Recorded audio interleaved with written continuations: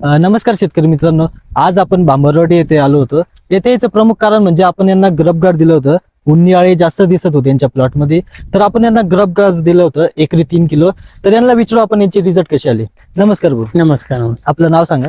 माझं नाव मिरचंद रूपसिंग जाधव, राहणार भांबरवाडी, तालुका कन्नड, जिल्हा संभाजीनगर. आपण ग्रब गार्ड दिलं होतं तुम्हाला, कसे वाटले याचे रिझल्ट कसे?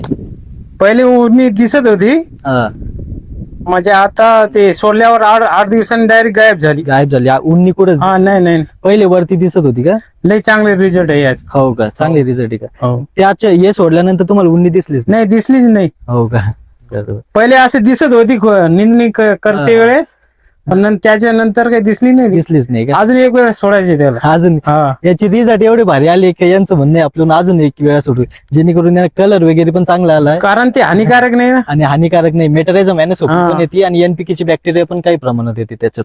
त्यामुळे धन्यवाद.